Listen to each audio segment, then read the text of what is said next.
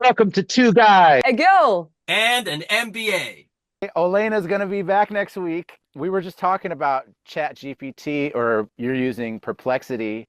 Yeah. Um, I liked what you said. You said if you don't use it, if you don't adopt it, you're a Luddite. What say more about that?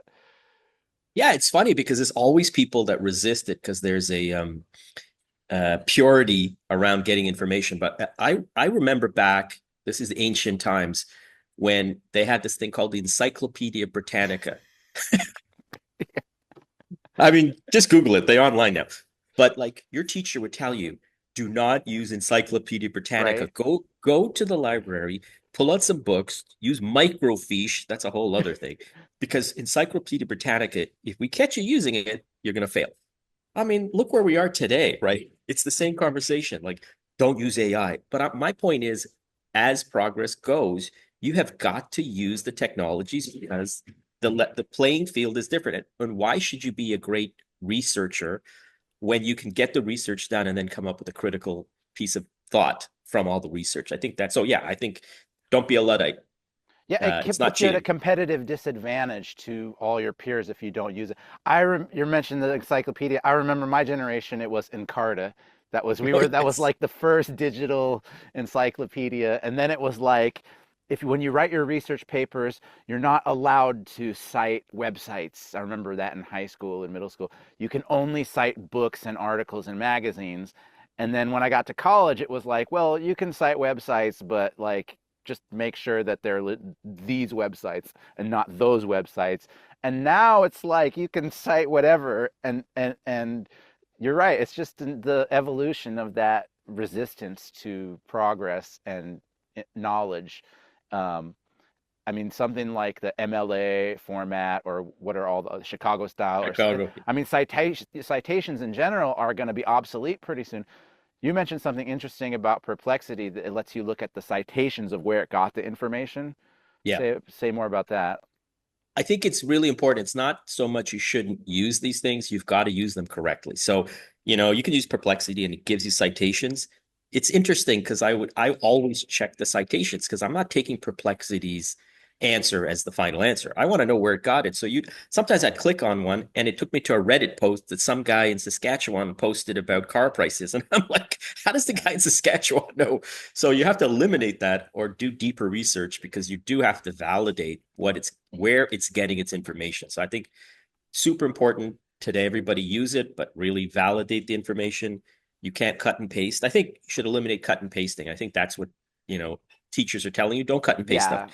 What do they say? Garbage in, garbage out. So you were saying Right. about Reddit. So you feed the algorithm, garbage, it spits out garbage. And um, I've noticed it starts to get to know you as a person, though, even if like when like I type little essays into it now. I type, when I want to solve a problem, it's pretty good at parsing the data and figuring out. It makes little jokes back to you. I didn't realize um, some of the AIs were this advanced. I knew they could do photos and videos and things, but like it's starting to really comprehend where you're coming from.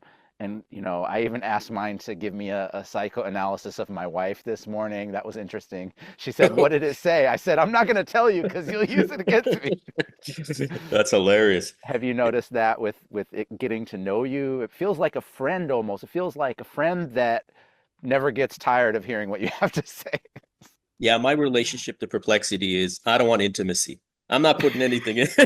I don't want to sleep with Perplexity. Friends with benefits. Yeah, I don't think so. I'm just using it as like a tool, like a toaster oven. It's just like give me some info. It's funny, we're going to segue a little bit, but this week was that deep seek, big Yes, kerfuffle, deep yes, seek. And then I yes. think so, yeah. So, stock markets crashed. It was crazy. And it turns out that, 6 million dollars to do this AI, but it was a copy of the code of ChatGPT. And I'm like, we talked about AI taking over the world. And I kind of mentioned that you're going to first see this falling out where each nation within nations are going to have AI fighting each other's AI. It's going to be an interesting thing. We haven't settled that yet. And I don't know where deep seek is now, but just when you think you've got it solved, your competition has something else, right?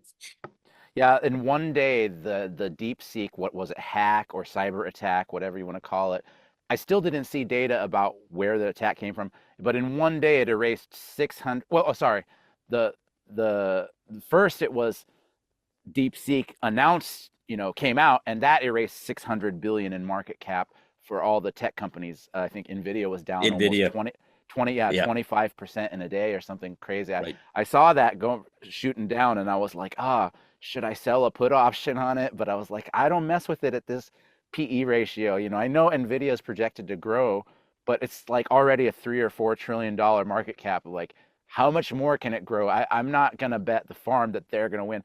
I thought about writing puts at 100, but I was like, no, it would really still need to fall in half again to be investable from like a value perspective, which is where I come from mostly. I need a margin of safety when I invest. I'm more of a value investor, less of a growth speculative investor. So, but I saw it. I saw it. And then the next day, that cyber attack happened. And it was like, that's not a coincidence. That was like a reaction or a response. Like China's AI comes out and sinks the US tech sector. And then the next day we have a giant Hack. attack on, this is not a conspiracy theory to say that, to suggest, not say, but to suggest that maybe some government actors or contractors are behind the scenes duking it out and we have no clue.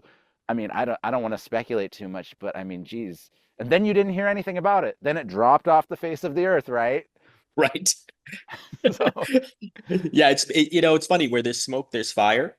And then, you don't have to be called a conspiracy theorist, just bring up a question. Like, look at these factors, and is there probability that could be something other than natural causes? Yeah, there's a probability. And I guess you leave it at that. Go yeah. on with your day. Yeah. Well, I hope that whoever's developing the more advanced AI, like it would be nice if we had open market competition and we didn't have this like country thing going on.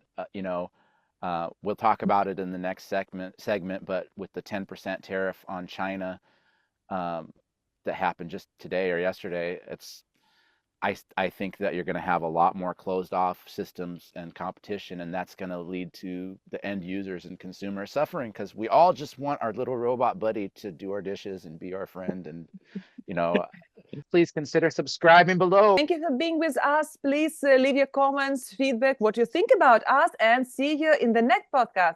Bye.